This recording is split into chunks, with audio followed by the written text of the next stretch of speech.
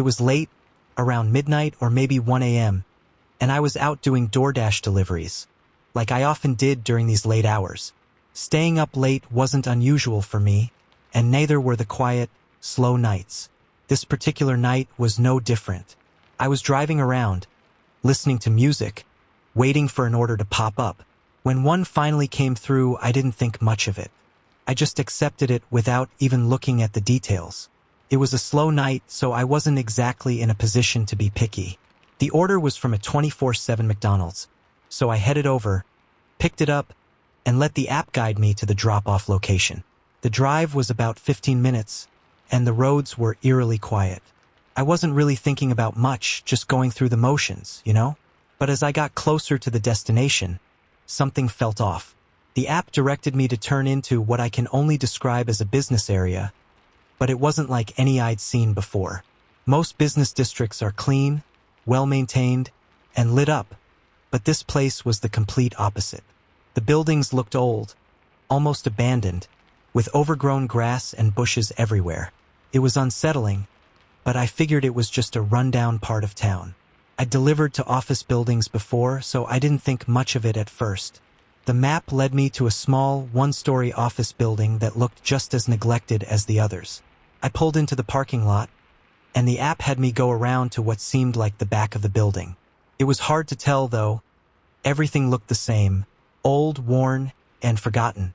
I checked the delivery instructions to see if there were any specific details, but before I could, a message popped up from the customer. They said they saw me pull in and told me to bring the order to the gray metal door on my side of the building. I shrugged it off, grabbed the bag, and headed toward the door. As I got closer, I realized this was definitely the back of the building. There were no main entrances, just a bunch of random doors, fire exits, utility access points, things like that. I found the gray metal door they mentioned. It was plain, no windows, no markings, just a solid slab of metal. I opened the door and stepped inside. The hallway was dimly lit, with only a few small, low-energy bulbs casting faint light. I expected to see a reception area or at least a counter where I could leave the food, but there was nothing. Just a long, empty hallway. I pulled out my phone to message the customer and ask where to leave the order when I heard a loud click behind me. I turned around and tried the door. It was locked. My heart dropped. I yanked on the handle, but it didn't budge. Someone had locked me in. Panic set in as I realized I was trapped. I dropped the bag of food and tried harder to force the door open, but it was no use. My only option was to move further down the hallway and hope I could find another way out before whoever locked me in came back. I started walking quickly, my footsteps echoing in the empty space. At the end of the hallway, I found another door. I opened it and stepped into another dimly lit corridor, this one lined with office rooms on either side. I didn't have time to think. I heard a door open and close somewhere behind me, followed by footsteps. I made a split-second decision and ducked into one of the office rooms, hiding just out of sight. The footsteps grew louder, rushing down the hallway toward the door I'd just come through. I waited, holding my breath, until they passed. As soon as I heard them move further away, I bolted.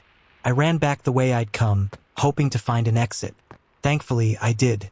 I burst through a door and found myself back outside. I didn't look back. I just ran to my car, got in, and drove away as fast as I could.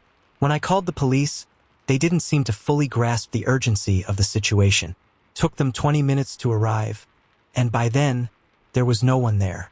They informed me that the office building had been out of service for at least 5 years. It was partially abandoned with no cameras or security.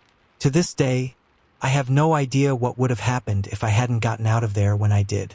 Needless to say, I've been a lot more cautious about where I deliver since then. That night was a wake-up call, and I'm not taking any chances like that again. I used to work for Domino's, though I only stayed at the job for a couple of months. For the most part, it wasn't too bad.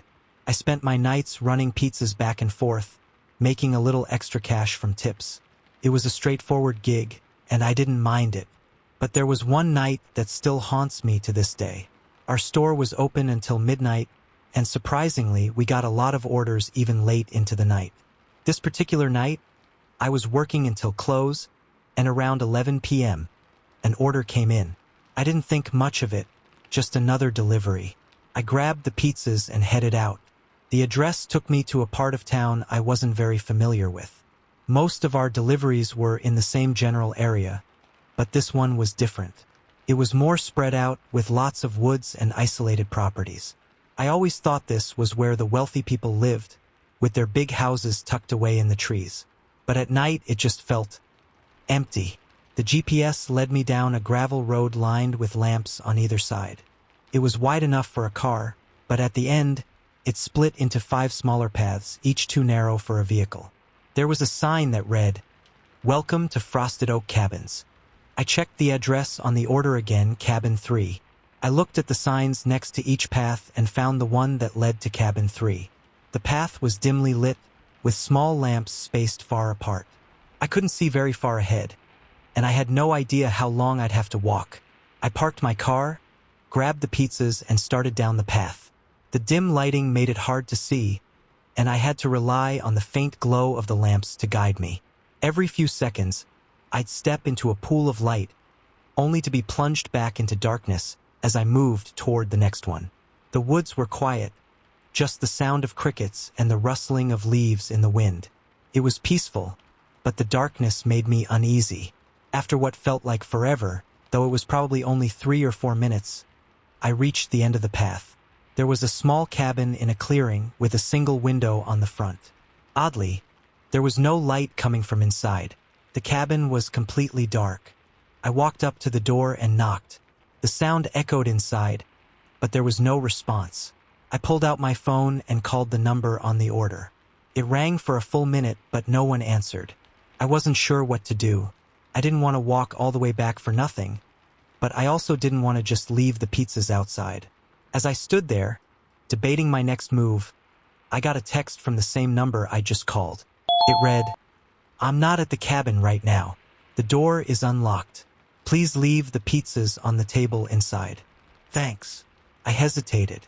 It felt wrong to just walk into someone's cabin, even if they'd given me permission. But I didn't have much of a choice. I turned the handle and pushed the door open slightly. "Hello? Is anyone home?" I called out. No answer. I stepped inside, the darkness swallowing me up. The cabin was one long open room, with what looked like a small bedroom at the far end. I walked over to the table and started setting down the pizzas. That's when I heard it, a loud creak. My eyes shot to the bedroom door. Before I could even process what was happening, the door swung open and a man stepped out. I nearly jumped out of my skin. I thought no one was home. He started walking toward me, saying something about having my tip and thanking me for bringing the pizzas inside. But something was off. He was moving too fast, too aggressively. I backed up, my heart racing, as he closed the distance between us. When he was just a couple of feet away, he lunged at me, his face twisting into rage. I bolted for the door, but as soon as I stepped outside, I slammed into someone else. We both stumbled, but I managed to catch myself and keep running. I didn't look back.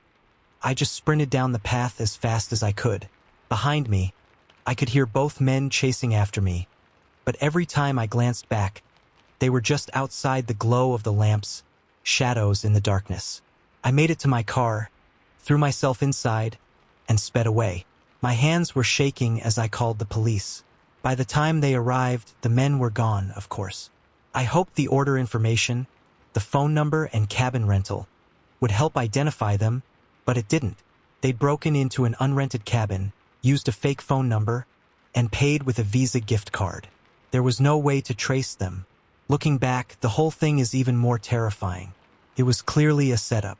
They'd planned to get me into that cabin, to trap me inside. But the other guy, the one I ran into outside, where did he come from? Had he been out there in the woods, watching me the whole time, waiting for me to go inside? If he'd been just a little faster, they would have caught me. And I don't even want to think about what they would have done. I quit Domino's not long after that. I still get chills every time I think about that night.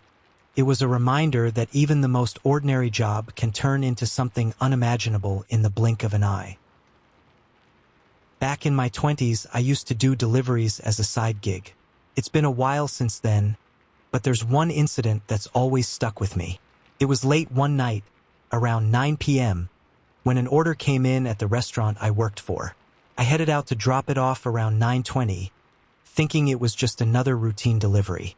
The only thing that stood out was the distance. It was about 20 minutes away, which was a bit farther than most of our usual deliveries. The address was in the opposite direction of the residential areas in our town. Our shop was near the edge of town, so this delivery was taking me into what I thought was a pretty barren area outside of town. The address looked normal enough, like any other home address. I followed the directions, which led me onto the highway. It wasn't one of those big 4-lane highways, just a single-lane road that cut through the forest, connecting our town to the next one over. Everyone still called it the highway, though. I knew there were some older neighborhoods and houses along this road, so I figured that's where I was headed. I drove for about 15 minutes, and the road was eerily quiet. It was late, and there wasn't much traffic. When the GPS finally told me I'd arrived, I was confused. It didn't tell me to turn off anywhere. It just stopped at a random point on the road and said my destination was on the right. I pulled over to the side, trying to figure out what was going on. I double-checked the address on Google Maps and then Apple Maps, but both led me to the exact same spot. There was nothing there, just trees. No driveway, no lights, no house. Just a dense forest. I decided to call the customer to see if I had the wrong address or if this was some kind of prank. The phone rang, and as I held it to my ear, I kept scanning the woods. Suddenly, a faint light flickered in the distance, deep within the trees. It wasn't bright, but it was noticeable in the pitch-black forest. It disappeared almost as quickly as it appeared. Before I could process what I'd just seen, a voice came through the phone. "Hello?" the man said. "Hey, I've got your order, but I think there might be a mistake with the address," I explained. I told him where I was, describing the area. Oddly, he said it sounded like I was in the right place. He mentioned there was a small driveway leading into the woods and that I might have to get out of my car to find it. I sighed, figuring I didn't have much of a choice. I got out of the car and walked around to the other side, still holding the phone. I started asking him which direction I should look, but before he could answer, he abruptly hung up. That's when I saw the light again. It flickered in the same spot deep in the woods, then vanished. My stomach dropped. That had to be the guy I was just talking to. Why was he out there in the forest instead of coming to the road? And if he was out there, why couldn't I see a driveway leading to his place? I looked down and noticed something. A thin, rugged dirt path leading into the woods. It wasn't a driveway by any stretch of the imagination. It looked like it had been hastily carved out, maybe with a shovel or something. There was no way I was going to walk down that path, especially not with whatever was going on with the guy in the woods. I set the food down on the side of the road, figuring that was the best I could do. As I did, I heard rustling in the bushes nearby. My heart raced, and I didn't stick around to see what it was. I jumped back into my car and drove off as fast as I could. Looking back, I'm glad I didn't listen to the man on the phone and venture into the woods. Something about the whole situation felt off, and I trusted my gut. I'll never know what might have happened if I'd gone down that path, but I'm certain it wouldn't have been good. That night was a reminder that sometimes the most ordinary situations can take a dark turn, and it's always better to be safe than sorry.